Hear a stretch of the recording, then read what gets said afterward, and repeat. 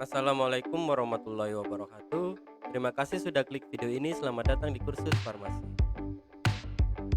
Halo teman-teman, bagaimana kabarnya? Saya harap kita semua dalam keadaan baik-baik saja ya. Ingat, jaga terus kondisi tubuh ya. Jangan lupa menjalankan protokol kesehatan ya selama pandemi ini.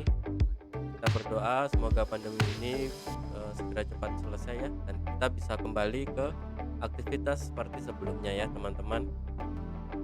Pada video kali ini kita akan membahas tentang analisis farmasi dalam pokok bahasan, yaitu spektroskopi inframerah atau biasa kita sebut dengan spektro IR ya. Ya, mungkin kalian ada yang sudah pernah tahu atau melakukan analisis dengan IR ini, atau mungkin sekarang kegiatan kalian sehari-hari adalah bekerja sebagai analis farmasi yang berkecimpung dalam IR. Iya, kalau bagi kalian yang belum tahu atau yang sudah tahu, ikuti terus video ini sampai akhir ya, agar kita bisa sharing dan juga berdiskusi bersama-sama ya. Maka dari itu, bagi kalian yang ingin eh, mengirim kritik, saran, request, dan juga menambahkan eh, pengetahuan tentang IR, bisa langsung komentar pada kolom komentar di bawah ya teman-teman. Jangan lupa support terus channel ini dengan cara klik tombol subscribe-nya ya. Lalu juga nyalakan loncengnya, like video ini kalau kalian suka, dan share ke teman-teman kalian kalau dirasa video ini bisa bermanfaat dan berguna bagi pada semua ya. Lagi, mari kita masuk ke pembahasan.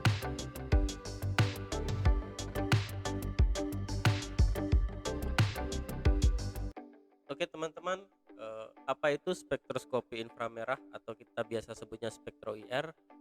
Lalu kapan kita gunakan spektro ini dan fungsinya dalam analisis farmasi seperti apa? Mari kita bahas bersama-sama. Ya, kurang lebih untuk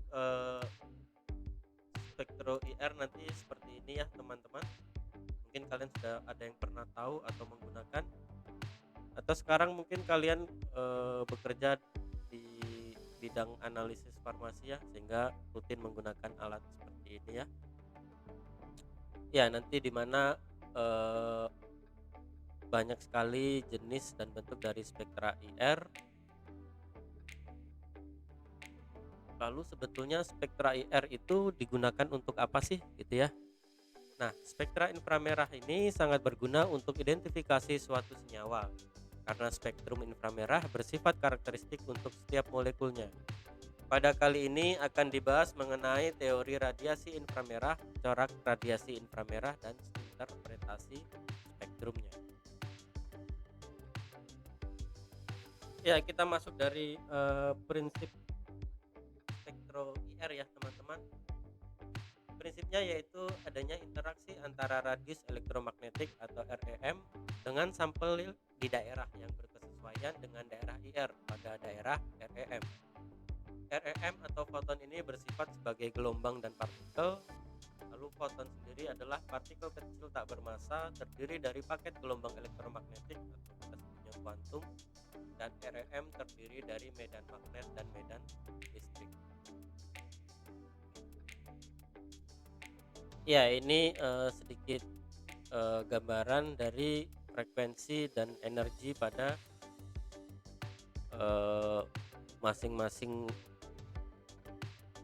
frekuensi dan energinya ya. Nanti terbagi atau ada frekuensi X-ray, lalu ultraviolet, di mana ada visible dan ultraviolet seperti yang sebelumnya kita pernah bahas ya teman-teman. Setelah itu di sini ada inframerah, lalu microwave, radio. Nah, yang kita gunakan adalah di frekuensi inframerah ini ya teman-teman.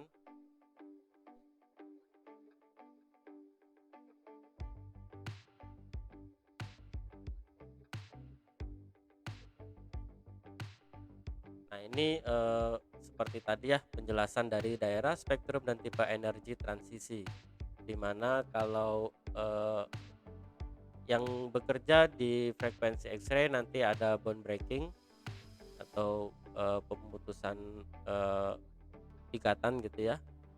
Kalau ultraviolet atau visible sifatnya elektronik, dan inframerah nanti sifatnya vibrasional atau vibrasi. Iya, jadi rentang radiasi elektromagnetik di inframerah ini berkisar antara 400 cm pangkat min 1 dan 4 sampai 4000 cm pangkat min 1 ya. Atau kalau dinanometerkan dari 2500 nanometer sampai 20.000 nanometer. Dan nantinya akan kita lewatkan pada suatu sampel dan diserap oleh ikatan-ikatan molekul di dalam sampel, sehingga molekul tersebut meregang dan atau menekuk. Nah, meregang atau menekuk itulah yang kita sebutnya dengan vibrasi. Panjang gelombang radiasi yang diserap merupakan ciri khas ikatan yang menyerapnya. Lalu untuk penerapan IR sendiri ya merupakan spektro yang digunakan untuk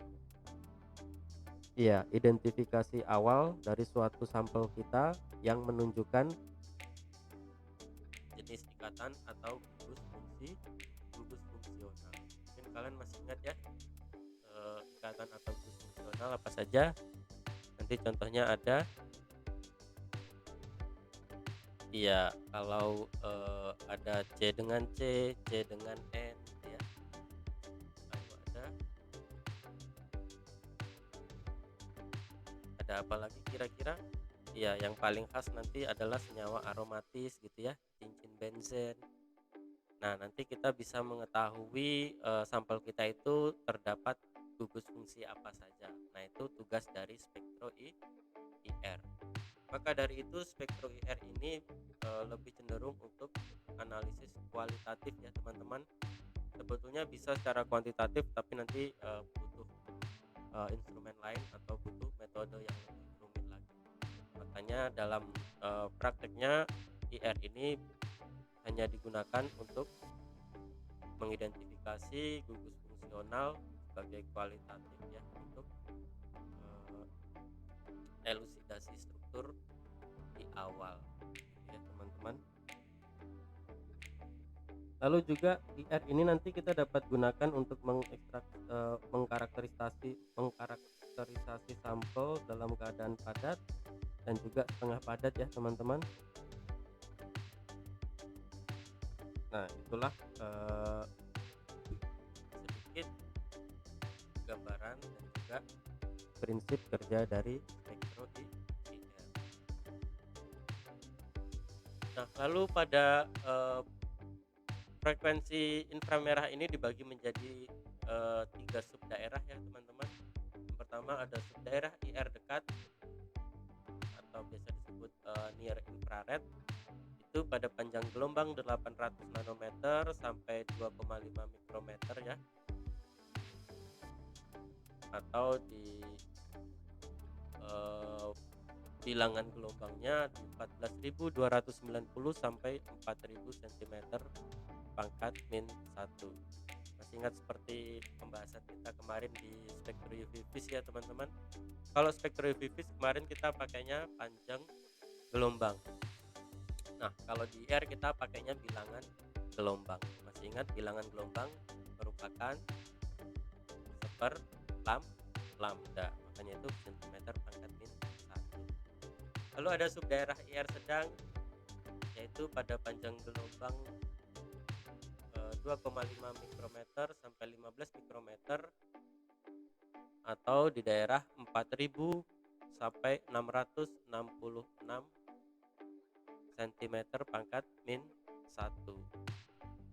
Dan yang ketiga ada subdaerah IR jauh atau far infrared, itu pada panjang gelombang 15 mikrometer sampai 50 mikrometer atau pada bilangan gelombang 666 sampai 200 cm pangkat min 1.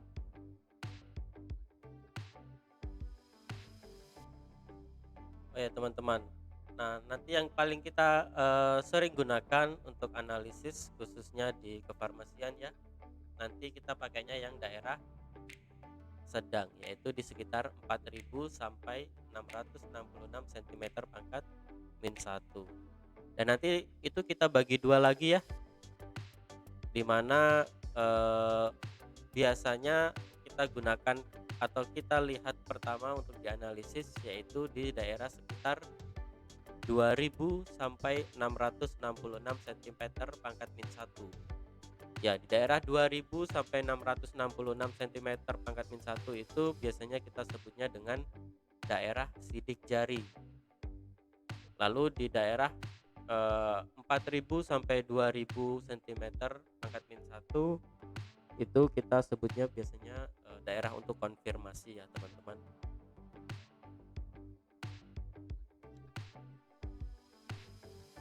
Iya, lalu kenapa sih kok kita wajib memperhatikan yang pertama itu di daerah sidik jari, di daerah 2000 sampai 666 cm pangkat min 1 ya. Ya, karena pada di daerah tersebutlah banyak sekali terjadi vibrasi pada gugus fungsi yang ada di sampel kita ya, teman-teman. Nah, makanya di daerah itu biasanya cukup crowded ya untuk eh, spektranya nanti. Setelah itu nanti baru kita konfirmasi apakah benar. Nah, itu apakah benar ada gugus fungsional tersebut, kita baru lihat di daerah konfirmasinya ya, teman-teman.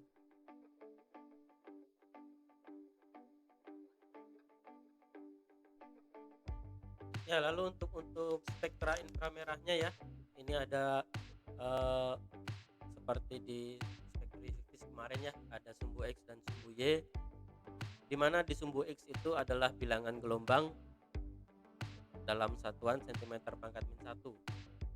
Kalau di UV vis kemarin sumbu X-nya adalah panjang gelombang. Lalu di sumbu Y kalau di UV vis kemarin adalah absorbansi, tetapi nanti kalau di spektra inframerah ini sumbu Y-nya adalah persen transmitan. Lalu yang daerah yang diamati yaitu IR sedang di 670 sampai 4000 cm pangkat min 1 ya, teman-teman.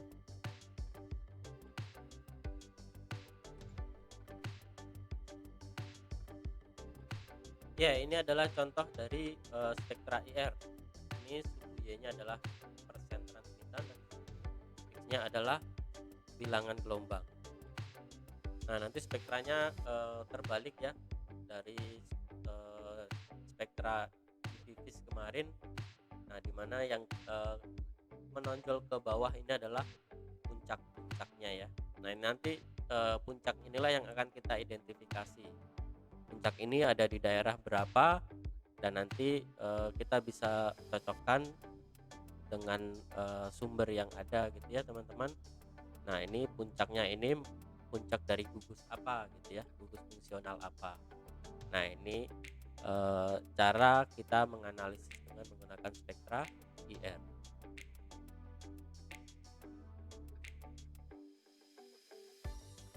Ya, lalu untuk corak vibrasi molekular, karena seperti tadi di awal kita bahas ya, spektra IR terbentuk karena adanya vibrasi dari ikatan atau fungsional ya. Untuk gerakan vibrasi dalam molekul yang merupakan aktif inframerah dibagi menjadi dua. Yang pertama ada vibrasi ulur atau stretching, yang kedua nanti ada bending. Vibrasi ulur atau stretching yaitu terjadi apabila perubahan jarak antara dua atom yang berubah terus-menerus itu selalu sepanjang sumbu kedua atom tersebut. Di sini contohnya adalah ikatan C dan H. Lalu gerakan ulur membutuhkan energi yang lebih tinggi untuk mengadakan vibrasi, dan vibrasi ulur atau stretching ini nanti terdapat dua jenis atau dua macam ya, teman-teman. Nah, yang pertama ada symmetric stretching dan ada asymmetric stretching, dimana pada ikatan CH ini ya pada ikatan CH ini ada yang stretchingnya simetris, nanti akan muncul pada bilangan gelombang 2853 cm pangkat min 1. Lalu ada juga yang asimetris, yaitu satu tangan H ini menjauhi dari atom C, tapi yang satunya mendekati atom C. Nah, ini nanti akan mempengaruhi bilangan gelombang ketika dia muncul di spektra ya teman-teman. Dimana nanti kalau yang asimetrik stretching ini muncul pada daerah 2926 cm pangkat min 1. Lalu yang kedua ada bending atau biasa kita sebut vibrasi tekuk. Ya, vibrasi tekuk atau bending ini terjadi apabila perubahan jarak disertai dengan perubahan sudut antara kedua ikatan atom tersebut. Ya, kalau stretching tadi cuma perubahan jarak, tapi kalau bending ada juga perubahan sudut. Nah, ini contohnya ada ikatan COH ya, dimana nanti adanya perubahan sudut yang terbentuk dari gugus fungsional ini ya teman-teman. Nah, untuk perubahan dari sudut yang vibrasi tekuk bending tadi itu juga ada dua macam, yaitu ada scissoring dan rocking.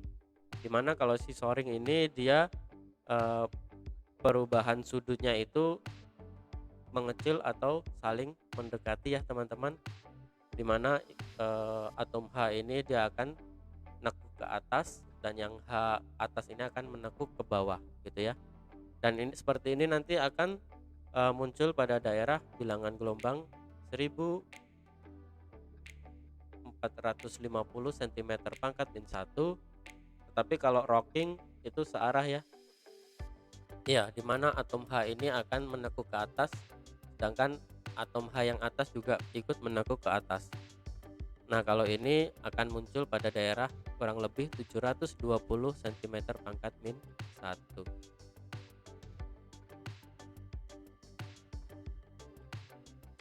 Ya, lalu kita masuk ke penggunaan spektra inframerah.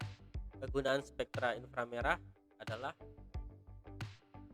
ya seperti tadi ya, untuk identifikasi awal kalau kita mau elusidasi struktur ya teman-teman. Selain itu juga karena setiap tipe ikatan yang berbeda akan mempunyai frekuensi vibrasi yang berbeda atau harga frekuensi vibrasi tertentu. Lalu tipe ikatan yang sama dalam dua senyawa yang berbeda akan menunjukkan lingkungan yang sedikit berbeda. Ini khusus untuk di spektra IR juga berbeda, dan tidak ada dua molekul yang strukturnya berbeda akan mempunyai pola absorpsi inframerah yang sama. Iya, jadi dasar dari kita menggunakan spektra inframerah seperti itu ya teman-teman, karena jenis vibrasinya berbeda, ikatan strukturnya berbeda, energinya yang digunakan juga berbeda, maka daerah daerah akan muncul spektra atau puncak-puncaknya juga akan berbeda. Makanya itu kita bisa gunakan dia untuk mengenal elusidasi struktur molekul khususnya pada gugus fungsional gitu ya, beserta lingkungannya berdasarkan daerah serapan frekuensi vibrasi setiap ikatan.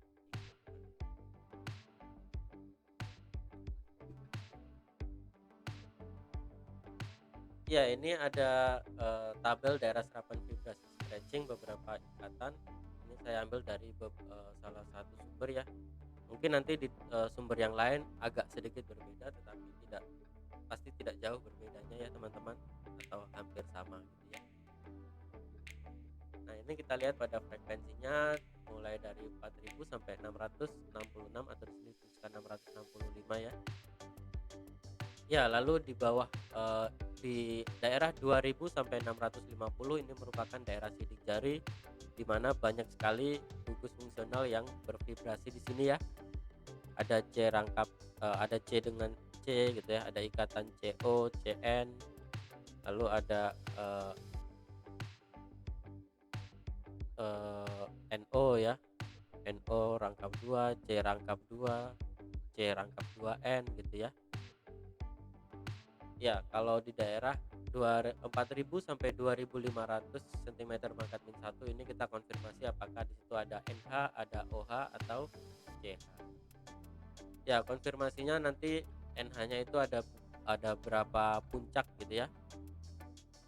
Nah, nanti kalau puncaknya 2 berarti itu NH 2 atau ya amina primer. Kalau amina sekunder berarti NH saja, itu nanti akan muncul puncak 1 gitu ya. Ya, lalu ada konfirmasi OH itu biasanya nanti muncul pada daerah sekitar 3.000-an ke atas ya, 4.000 sampai 3.000 cm pangkat min 1 dengan puncak yang melebar gitu ya.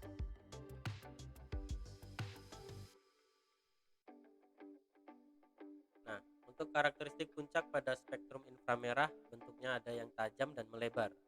Kalau tajam berarti nanti sangat kuat ya. Kalau tajam nanti bentuknya seperti ini, tapi kalau melebar nanti bentuknya seperti ini gitu ya, teman-teman. Nah, begini. Lalu untuk intensitasnya ada weak, lemah, medium, menengah, dan strong atau kuat. Kalau weak itu mungkin segini-segini gitu ya. Tapi kalau medium nanti segini gitu. Kalau strong ya nanti sampai ke bawah seperti ini. Nah, itu yang membedakannya ya, teman-teman, dari karakteristik dari spektrumnya. Lalu intensitas puncak sendiri nanti tergantung pada jumlah sampel dan sensitivitas instrumennya ya, teman-teman.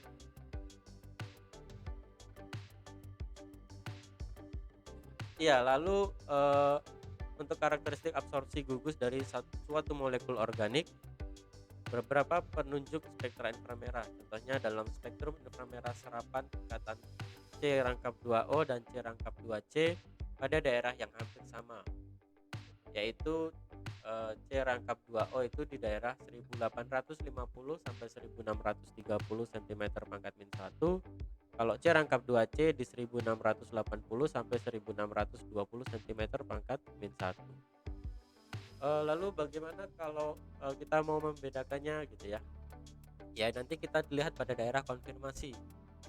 Kalau C rangkap 2O nanti akan muncul di daerah konfirmasi. Kalau dia C rangkap 2C mungkin nanti akan muncul di daerah konfirmasi juga. Mungkin kita bisa identifikasi dia apakah C rangkap 2C-nya itu dalam struktur cincin atau aromatis atau band.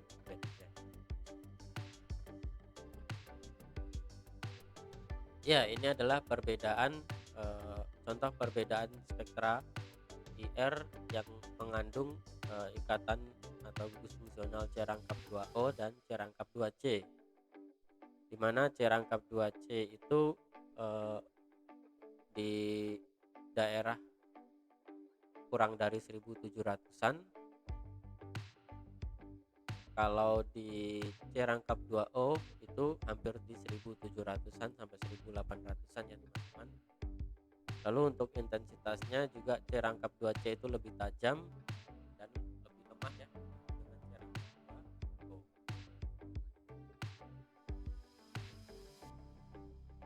Lalu dalam spektrum inframerah serapan ikatan OH dan NH pada daerah yang hampir sama, yaitu OH itu akan muncul konfirmasinya di 3650 sampai 3200 cm pangkat min 1, dan kalau NH amina itu di 3500 sampai 3300 cm pangkat min 1. Tetapi kita bisa membedakan dari absorpsi NH yang menunjukkan satu atau dua puncak yang tajam dengan intensitas lebih rendah dibanding dengan OH. Jadi kalau intensitasnya lebih rendah berarti NH, kalau dia puncaknya 2 berarti NH primer, kalau puncaknya 1 NH sekunder. Tapi kalau intensitasnya tinggi ya, berarti itu milik OH.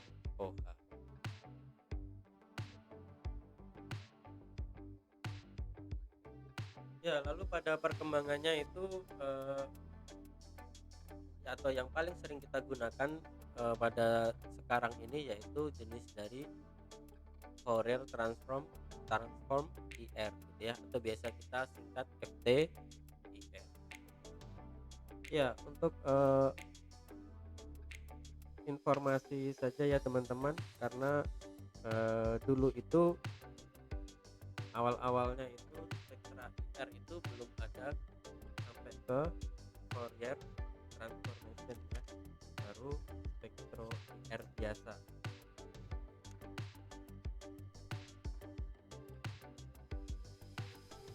Iya, untuk FTIR ini konsep berdasarkan pada interferensi radiasi antara dua sinar untuk menghasilkan interferogram. Lalu radiasi dari sumber menunjukkan ke sampel dilewatkan dahulu ke interferometer. Setelah amplifikasi sinyal, dilakukan konversi dari analog ke digital, dan selanjutnya sinyal digital tersebut akan ditransferkan ke komputer untuk diproses Fourier transform.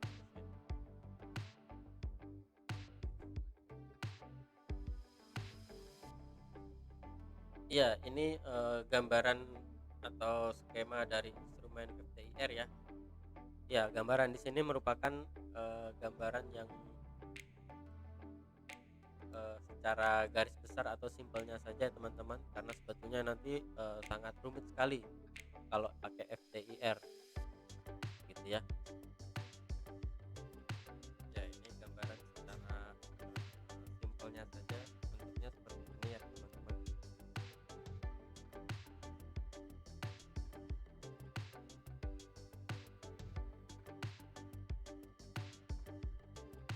Ya, ini ada sedikit sejarah dari eh, instrumentasi FTIR ya teman-teman, di mana ditemukannya oleh interferometer Michelson gitu ya. Interferometer yang kita sebut tadi itu apa sih gitu ya. Interferometer itu adalah instrumen yang digunakan untuk mengukur gelombang melalui pola interferensinya. Interferometer Michelson terdiri dari dua cermin datar, yaitu ada stationary mirror dan moving mirror yang saling tegak lurus. Lalu di antara keduanya itu diletakkan beam splitter dengan posisi tegak diagonal gitu ya.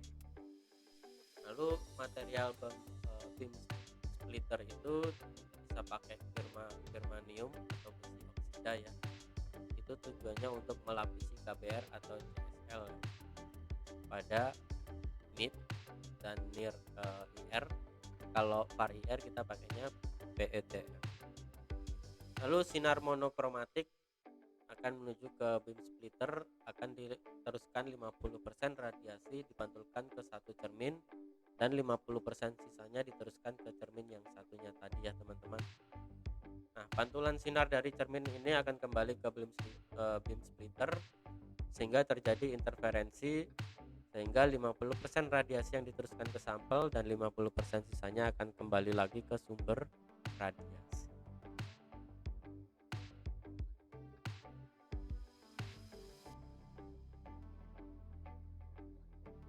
Ya, lalu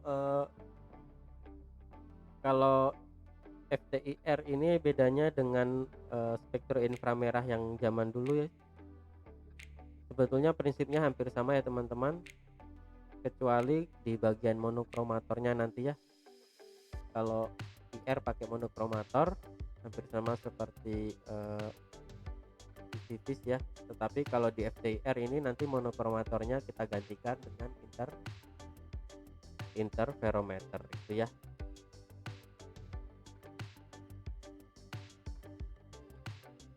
Iya, makanya kalau kita pakai interferometer itu sinyal atau gambar dari spektra IR-nya itu jauh lebih bersih gitu ya, dibanding dengan IR sebelumnya, spektro IR sebelumnya. Atau mungkin kalian kalau mau cari tahu ya, namanya adalah dispersif IR. Selain itu juga dengan adanya interferometer ini bisa mempercepat analisis gitu ya, karena ya seperti monokromator biasa ya, kita harus melihat satu persatu. Tapi kalau interferometer yang digunakan pada FTIR ini bisa memindai hasil dari spektrum yang diperoleh dalam waktu 1 detik gitu ya.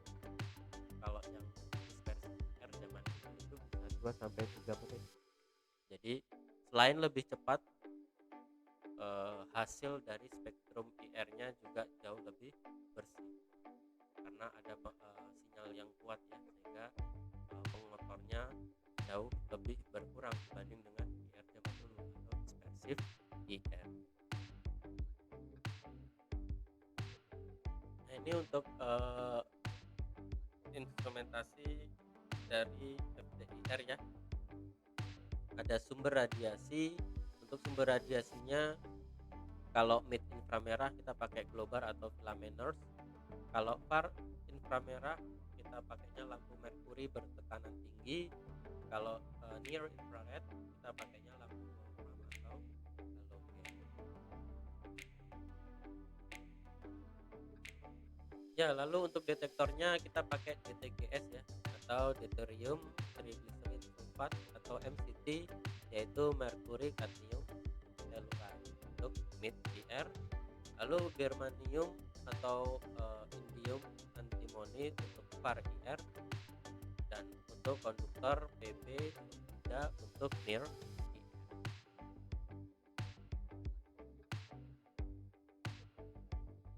Ya, lalu Fourier transformnya ini adalah penemuan dari Joseph Fourier pada abad ke-19, makanya dinamakan Fourier ya. Merupakan suatu persamaan matematis yang digunakan untuk mentransformasikan suatu fungsi ke fungsi yang lain. Lalu dia Fourier transform ini juga mengubah fungsi dari domain waktu ke domain frekuensi. Manfaatnya untuk membuat data mentah raw data dari interferogram dapat diterjemahkan menjadi sebuah spektra atau munculnya punca.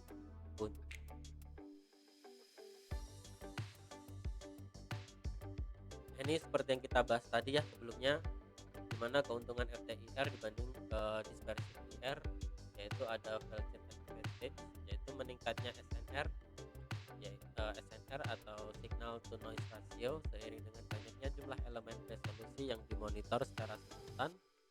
Lalu Choquet Noise advantage, yaitu meningkatnya SNR seiring dengan tingginya jumlah energi yang tertangkap oleh detektor. Dan speed advantage, yaitu penggunaan moving mirror yang memungkinkan spektra dapat diperoleh dalam waktu yang singkat.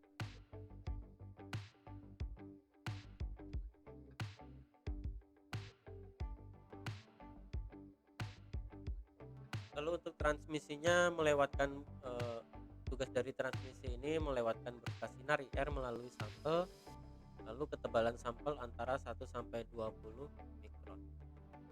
Ya, jadi sangat tipis sekali ya teman-teman. Untuk keuntungannya mempunyai rasio sinyal noise yang tinggi, lalu tidak mahal.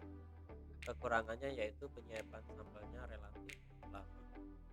Ya, lalu untuk sampel karena sampelnya tadi harus tipis ya, maka itu kita butuh penyiapan atau preparasi sampel terlebih dahulu dan cukup berbeda dengan spektra Vivis kemarin. Ya, kalau sampel untuk spektra IR ini ada yang pertama kita buat dalam bentuk padatan dengan menggunakan pelet KBR. KBR merupakan bahan inner transparan terhadap sinar IR. Untuk preparasi sampelnya yaitu sampel dan KBR harus digerus untuk mengurangi ukuran partikelnya, itu kurang dari 2 mikron. Lalu serbuk KBR plus sampel kemudian dikempa dengan tekanan sebesar 10.000 sampai 15.000 psi. Iya teman-teman, jadi kalau di IR ini kita butuh sampel sangat sedikit ya. Lalu nanti kita butuh KBR. Ya, kenapa harus pakai KBR? Karena KBR nanti tidak terbaca ya pada IR, jadi nanti yang terbaca hanya sampel kita gitu ya teman-teman. Nah, caranya nanti kita campurkan sampel dengan KBR lalu digerus ya. Ya, untuk menggerusnya ini juga tidak boleh sembarangan karena biasanya kita pakai mortir dan stamper dari batu akik. Ya, dari batu giok ya teman-teman. Karena kalau menggunakan bahan lain takutnya nanti akan menjadi pengotor pada sampel kita ya. Ya, nanti kalau kalian bekerja dengan batu giok ini, mortir dan stamper khusus ini harus hati-hati ya teman-teman. Kalau ada retak atau pecah nanti ya harganya cukup lumayan gitu ya. Ya nanti, dihaluskan, setelah itu kita masukkan ke dalam, cetakan ini ya.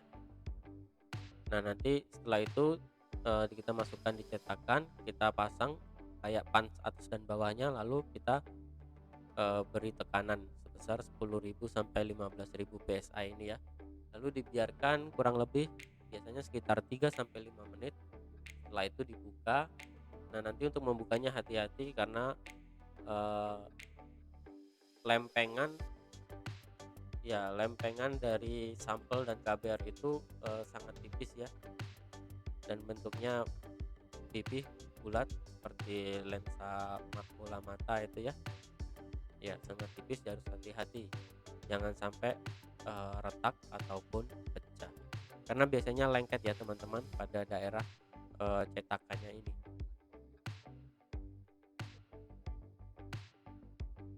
Ya nanti kurang lebih seperti ini ya. Kita masukkan sampelnya, lalu kita tutup pakai, pans atas atau top, bolt down ini. Nah nanti akan terbentuk pelet atau, lempengan tipis tadi ya teman-teman. Lalu yang kedua kita bisa menggunakan metode mul atau lumuran, yaitu sebanyak 2 sampai 5 miligram sampel digerus dengan penambahan 1 sampai 2 tetes mulling agent seperti nujol atau minyak parafin, untuk kemudian dianalisis sebagai lapisan tipis film. Ya jadi hampir sama juga ya kalau, kita pakai metode mul atau lumuran ini, tapi tidak pakai KBR melainkan nujol atau minyak parafin dengan cara diteteskan ya teman-teman, lalu dicetak tentunya sama seperti tadi ya. Lalu yang ketiga ada lapisan tipis. Lapisan tipis padat cuplikan pada lempeng natrium klorida diperoleh dengan meneteskan larutan cuplikan atau, larutan cuplikan atau larutan sampel gitu ya pada permukaan lempeng NaCl. Karena pelarut yang mudah menguap, maka akan didapat lapisan tipis lempeng NaCl. Iya, yang paling sering, nanti kita dapati di laboratorium mungkin itu yang, seperti pelet itu ya, kita membuat pelet padatan dari KBR itu ya teman-teman. Lalu analisis secara kualitatifnya, IR digunakan sebagai salah satu metode dalam determinasi struktur kimia suatu senyawa, berfungsi untuk menentukan gugus fungsi yang terdapat dalam suatu senyawa, dan digunakan untuk penetapan senyawa dalam campuran kalau kita pakai PIR. Lalu, biasanya yang wajib kita, perhatikan kalau kita menganalisis, yang pertama kita lihat apakah terdapat dua daerah yang cukup penting dalam analisis kualitatif spektra IR, di mana pada daerah gugus fungsi 4000 sampai 1300 cm pangkat min 1 itu mendeteksi gugus fungsi yang belum terdapat dalam senyawa kimia, C rangkap 2O. Lalu di sini dituliskan daerah sidik jari 1300 sampai 900 cm pangkat min 1 ya. Kalau yang kita bahas di awal tadi sekitar 2000 sampai 600-an ya sidik jarinya itu. Ya nanti tergantung, masing-masing, sumber mengatakan, ada yang 1300-an, ada yang 2000 ke bawah, ada yang 1600-an ke bawah gitu ya. Ya, pada daerah sidik jari dengan pola absorpsi cukup kompleks sehingga dapat digunakan sebagai pembeda identitas antara suatu senyawa dengan senyawa yang lain. Ya, ini ada, contoh tabel, khusus fungsional terhadap, absorpsi karakteristiknya ya. Ini saya ambil juga dari salah satu sumber, mungkin nanti kalian menggunakan sumber yang lain juga agak berbeda ya teman-teman. Di mana ada gugus, fungsi alkohol ya, itu ada vibrasi ulur. Kalau menggunakan adanya ikatan hidrogen nanti muncul pada di daerah 3600 sampai 3200. Kalau tanpa ikatan hidrogen dia 3700 sampai 3500 gitu ya. Lalu ada, alkana, alkena, alkuna gitu ya. Nah, nanti bisa kalian identifikasi masing-masing ya. Iya, karena daerah absorpsi karakteristiknya hampir sama, makanya itu nanti untuk lebih memastikan lagi atau kita konfirmasinya lagi harus menggunakan bantuan spektra yang lain, mungkin dengan spektro massa ataupun pakai, ya mungkin bisa juga pakai AAS atau maaf, HAS CNMR atau HNMR. Ya biasanya sih ya tiga itu ya, CNMR, HNMR, IR, dan spektromassa. Ya, lalu ada gugus fungsi amina gitu ya, lalu ada aromatik. Nah, kalau aromatik CH itu di 3100 sampai 3000 dengan intensitas medium. Kalau aromatik EC rangkap 2 itu ada di 1600 sampai 1400 dengan medium sampai lemah, dengan menunjukkan multiple band atau puncak yang lebih dari 2 gitu ya teman-teman. Ya, lalu ada ether, ada nitril dan nitro. Ya, lalu untuk membantu kita pada analisis spektra IR ya. Yang pertama kita perhatikan apakah ada gugus karbonil atau tidak. Karena kemungkinan adanya gugus karbonil atau C rangkap 2O itu sangat besar dalam struktur sampel kalian, sampel organik kalian gitu ya, senyawa organik kalian. Kalau ada gugus karbonil akan muncul puncak kuat pada sekitar 1820 sampai 1660 cm pangkat min 1. Lalu mempunyai puncak dasar pada 1715 cm pangkat min 1. Dan jika molekul terkonjugasi, maka absorpsi kuat akan bergeser ke kanan, yaitu ke frekuensi yang lebih rendah sekitar 30 cm pangkat min 1, sehingga menjadi daerah sekitar 1685 cm pangkat min 1. Lalu yang selanjutnya, bila ada gugus karbonil bisa dilihat apakah gugus karbonil itu ada asam karboksilatnya, apakah ada amida, ester, anhidrida asam, aldehid ataupun keton. Kalau ada asam karboksilatnya, maka adakah puncak OH yang ditunjukkan pada daerah 3400 sampai 2400 dengan puncak yang melebar gitu ya. Lalu kalau dia amida nanti maka akan ada puncak NH pada sekitar 3500 cm pangkat min 1. Bisa 1 atau 2 tergantung dari jenisnya tadi ya. Apakah dia primer, kalau primer berarti NH2 ya, atau sekunder berarti NH. Kalau primer ada 2 puncak, kalau sekunder ada 1 puncak. Lalu apakah ada jenis ikatan ester itu ya? Kalau ada ester nanti akan muncul pada daerah 1300 sampai 1000 cm pangkat min 1. Selanjutnya kalau ada anhidrida asam nanti muncul pada 2 puncak di 1810 dan 1760 cm pangkat min 1. Kalau ada aldehid nanti muncul muncul 2 puncak yang lemah pada sekitar 2850 dan 2750 cm pangkat min 1. Kalau dia merupakan keton berarti tidak ada puncak-puncak yang kita sebutkan di atas tadi, barusan tadi ya teman-teman. Lalu bila tidak ada gugus karbonil, maka bisa kita prediksikan atau curigai apakah di alkohol atau fenol, ataukah amina atau ether ya. Kalau di alkohol atau fenol, adakah puncak melebar pada 300 sampai 1300 cm min 1, ditegaskan dengan adanya CO pada 1300 sampai 1000 cm min 1. Kalau dia merupakan amina, adakah puncak ulur pada NH di 3500 cm min 1 ya.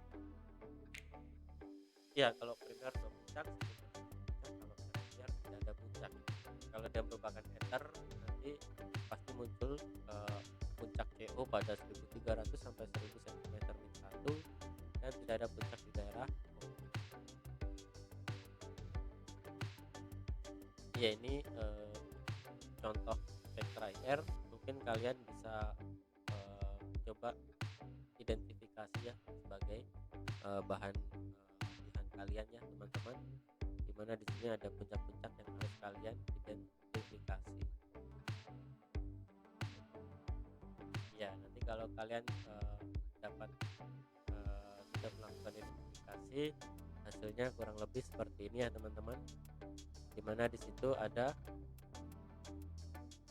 ada OH, ada CH3 dan juga ada benzen aromatis ya teman-teman, ditunjukkan di daerah sini ya. Nah kalau selanjutnya ada contoh lagi, contoh spektra IR lagi, mungkin juga kalian bisa kerjakan ini ya. Di sini ada dibantu ya, ada beberapa puncak yang kita bisa identifikasi dengan mudah ya. Ini merupakan imin oksim JNOH ini ya, imin oksim di daerah sini dan di sini gitu ya konfirmasinya. Ya lalu mungkin satu lagi, ini nanti juga kalian bisa pause dulu lalu kalian coba bisa kerjakan, kalian gunakan sebagai bahan latihan ya. Ya di sini ada beberapa daerah puncak yang kalian bisa identifikasi, dan ternyata ini adalah ya ada fenol dan juga benzen. Ya pokoknya kita lihat di daerah konfirmasi sini dulu deh teman-teman. Kalau ada ini berarti OH gitu ya. Nah nanti baru kita lihat di sini. Ya kurang lebih seperti itu ya teman-teman. Ya mungkin agak sulit di awal, tetapi semakin kalian coba, semakin kalian pelajari, dengan banyaknya mencoba membaca latihan ini, insya Allah nanti mudah-mudahan kalian jago gitu ya, atau terampil untuk menganalisis dan mengidentifikasi puncak-puncak pada spektra IR gitu ya. Ya maka dari itu banyaklah mencoba soal-soal atau mungkin gambar spektra IR gitu ya, kalian coba identifikasi. Oke, terima kasih sudah menonton video sampai akhir ya. Kalau masih ada pertanyaan atau ada yang kurang jelas, mungkin mau mengirim kritik, saran, masukan, tulis pada kolom komentar di bawah ya teman-teman. Jangan lupa support terus channel ini ya, karena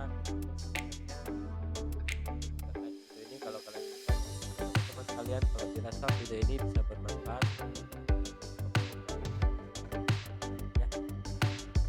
Oke, sampai ketemu di video selanjutnya. Assalamualaikum warahmatullahi wabarakatuh.